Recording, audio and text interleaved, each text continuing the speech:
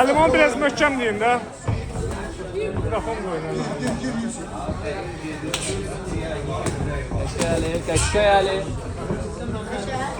Çalış zərbələr boşa gitsin. Qəşkəy Əli. Oğuzhan.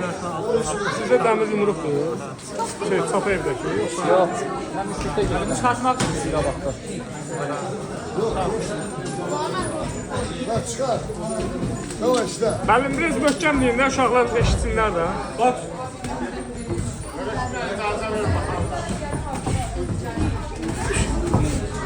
Qəşkəy Əli. Krasovka.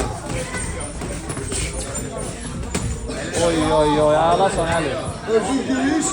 Özün giriş içecek istiyor. Bir orada işte. Oy oy oy. Ağlaydı Əli. Süper. Davay. Qəşkəy Əli. Ağlasan. Oğulsan. Hə. Taksi bir tane para. İki tane. Qəşkəy Əli. Hə, bırakma. İşte dur. Özün git de yüksek. Qabağın kəs yollu. Yüksek özün git. Biliyor. Eşit olmaz. Koy işte. Qabağın kəs Əli. Özün girmezsin. Yüksek.